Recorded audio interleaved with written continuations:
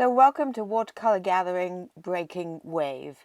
This was originally I painted the background as a practice sky for a commission I was working on. So this was what I started with, and this was done wet into dry, so a lot of wet paint but on dry paper. When I was deciding what to do with this painting, I noticed that there was this white patch that I had blotted out with, I think, paper towel. And I decided that I was going to make that into a wave, a breaking wave. And first of all, I wanted to put an outcrop of large rocks on the left-hand side. And I'm using a paper towel just to give me a guide of where I want my horizon line to be, which is in most of the case on this painting behind the wave.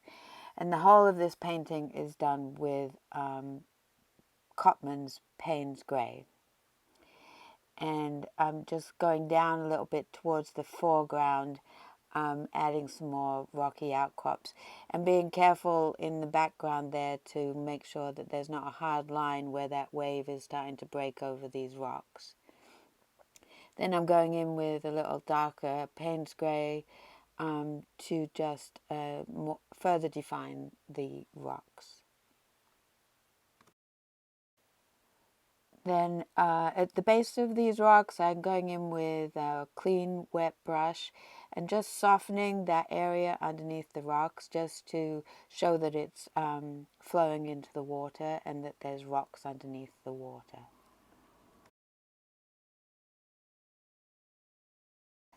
And now I have started work on the underneath of the wave, so underneath where the wave is breaking. And I'm using a technique that is generally called negative painting. So I'm putting in the shadow that is underneath where the wave is breaking and leaving little dots, and those dots are showing where the water is foaming and splashing over the water underneath it, and the water underneath it is much darker than, of course, where the wave is breaking. And the further away from the foaming water, you want to make sure that you wash your brush and remove any of the hard lines that might be appearing. There should be really no hard lines underneath there. It just should flow into the water.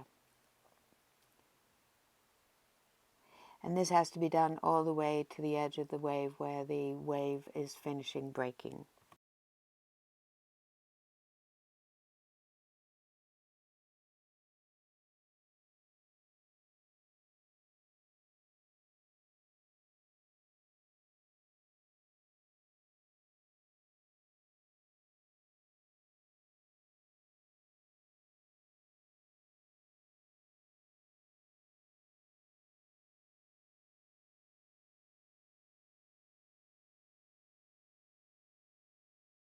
And now we're going to start work. I'm going to start work on the top part of the wave where it's breaking.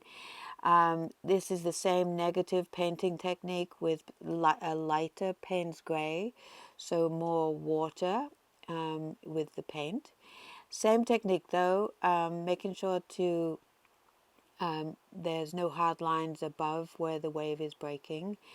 And this whole wave you have to do this whole thing right along the wave to the right hand side of the page where the wave stops breaking.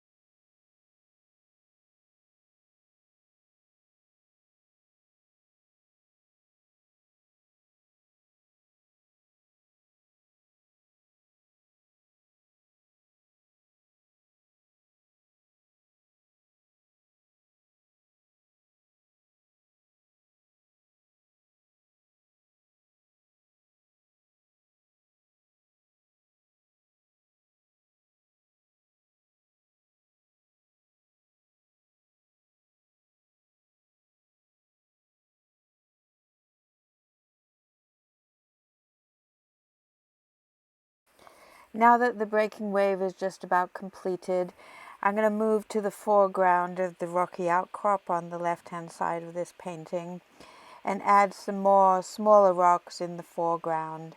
I'm using a more intense mixture of Paynes grey, and I'm just laying in some rocks that are poking through the water. And then what I'll do is I'll wash my brush and just feather those hard lines out underneath, just to make it look like they're under the water as well. Now I'm going to use a dry brush technique with my rigger brush just to hit the hills of the molded paper to add in the idea of having some more rocks underneath the water as it's washing back to the wave. And I'm going to do this right across the foreground of the painting.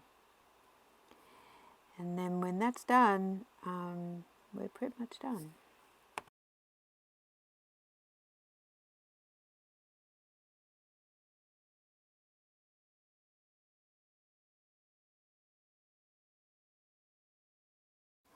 And again, that's just about it for this very quick landscape of the breaking wave.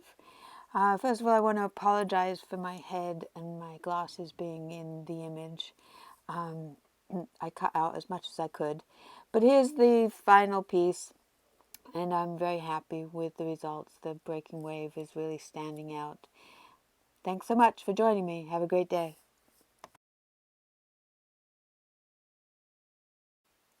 Please don't forget to give me a thumbs up on this video, and if you haven't already, please subscribe to my channel. And thanks again for joining me.